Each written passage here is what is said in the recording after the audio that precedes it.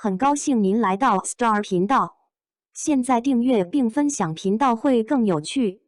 与凤航盛况收官，看到赵丽颖的清醒，才知央媒点评一针见血。由赵丽颖跟林更新主演的仙侠剧《与凤航》超点收官了，这个数据是真的空前盛大，3大平台的数据值直接破亿了。《与凤航》这部剧是腾讯跟芒果双平台播出，与其他的剧播到一半没广告不同，这部剧是直接双台都有，而且是一直持续到大结局。可见这部剧的确实是实打实的火，有观众才会有广告，这样下来资本才不会亏本。收官之后，赵丽颖更是特意放出了一个过往熟人合作过的剪影合集，所有的感情都融汇在了这个剪辑里面。从新《还珠格格》当中的晴儿，到追鱼传奇的夫子花千骨的朗哥哥加油吧，实习生的高温若寒，让所有观众都遗憾的《楚乔传》与文月知否的小桃风吹半夏的陈宇宙。这是一场属于沈黎最好的告别。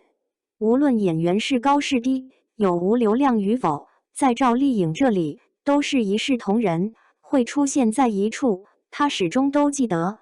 看到与凤航的成功，不得不让人想起了掀桌咖背后的冷嘲热讽。《长月烬明》当中陈都灵饰演的叶冰裳，最软弱可欺、毫无法力的一个凡人，在一众修仙者、魔神、妖当中被硬生生打成了大反派。她只是想好好活着，可命运总是在捉弄她，让她嫁了人，可她的丈夫把她放在所有人之后，徒留她一个人受苦。她的求生之道被硬生生斩断，还要给她冠上各种罪名，甚至是她的丈夫都会说她多思多虑、疑心重。对于叶冰裳的审判，从这部剧开播直至今时今日都没有结束。正因为观众的怜爱，所有她也被打上了掀桌咖的烙印。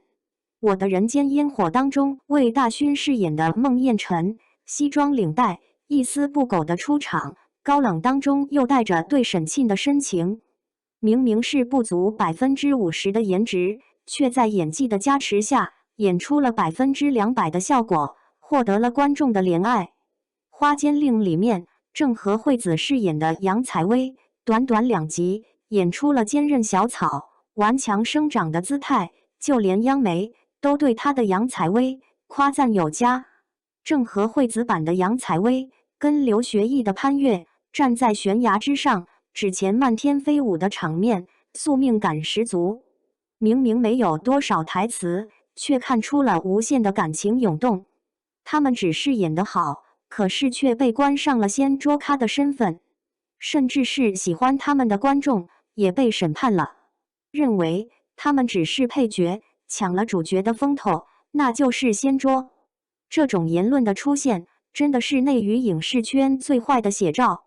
在这些事发酵之后，人民文娱站出来发声了，换了掀桌一词，而是用上桌来形容。最经典的一句话就是，真正的好饭是所有人都在桌上，每个角色和演员都发光发热。与凤航这部剧真是最真切的写照了。作为女主，赵丽颖肯定是占据主要地位，可她身边的配角依旧是多样化的。小何娜如精灵一般的出场，一股新鲜、充满了活力的少女气息扑面而来，镜头美，妆造更美。同样是躺在船上玩水，出场时期是浓烈的美，落幕之时，发髻间别了一朵荷花，多了一份俗世女儿家的纯真。女二幽兰，对于演员的长相，很多人可能不能接受，但是她的剧情能清晰看到成长线，从一开始的不信任沈黎，到后来维护沈黎。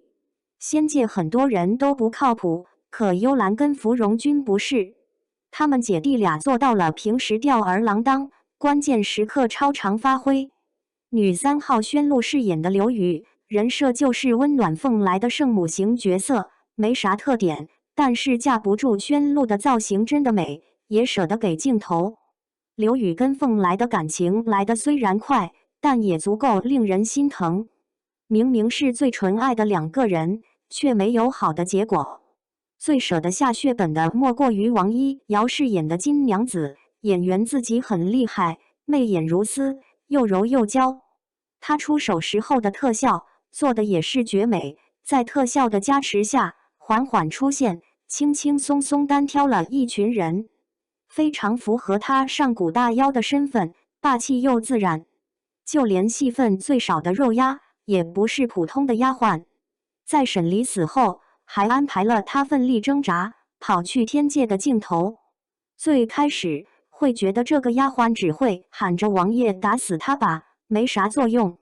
但是看到她一身乱糟糟，跌跌撞撞去给灵尊报信，才明白这个肉鸭存在的意义。与凤行当中的年轻角色，每个都很鲜活，无论出场多与少，都有自己的作用使命以及闪光点。这些无一例外都不会影响到王爷沈离。沈离就是他自己，有特殊的魅力，有自己的性格。赵丽颖也曾经因为戏份问题，光明正大的用汉堡图嘲讽过，可她那是在影响主线剧情的情况下，才做出了这种决定。过分的加戏不可取，同时不让配角有任何的表现机会，这也是不可取的。一个好剧是配角围绕主角，把所有的碎片连接起来，讲述一个完美的故事。正如人民文语所说，配角上桌的原因很多，总结起来就是一句话：自身不够强，配角更能理解角色，所以才会这样。央媒的喜怒很明显，花间令收官，也特意发了一条消息来祝贺，在文中点出了刘学义饰演的潘越，他的表现使得整个人物形象更加鲜活，富有层次。确实，刘学义饰演的潘越是整部剧的精髓，即使是在人设大已全然崩塌的情况下，他依旧坚持自己的信念在演。很多花絮里面都能看到他情绪极致迸发的时刻，他的用心是观众肉眼能够看到的。在后期剧情里面，杨采薇被抓，他为了救心上人奔走，看到对方故意露出染血的鞋子，告诉他对杨采薇动刑了。他那种紧张又害怕的情绪骗不来人。当然，如果镜头不换就更好了。镜头转换到鞠婧祎脸上，精致的发丝，小脸蛋，完全看不出来任何受刑。看完这个场面，再配上最近鞠婧祎的采访，问到她是不是愿意为了角色扮丑，鞠婧祎回答当然。然后网友们的态度简直出奇一致，确实很有意思。实在是，他也没用实际行动说服观众啊。央媒的点评也是很有趣，说完男主，提了一嘴男女主感情线看点十足，然后就开始夸花间令当中的案件了。每一句话都是对剧中几个案子最好的写照。深受不平等之苦的三姑娘，明明被抓了，一身寥落，却充满了对未来的向往。因为她终于摆脱了这份束缚，再也不用碍于自己的女儿身了。她身上的枷锁已经解除，她自由了。还有那些学子在生与死、利益与理智面前的抉择，生死大义皆在一念之间。他们站出来的那一刻，光照进了黑暗，照亮了人们心中的希望。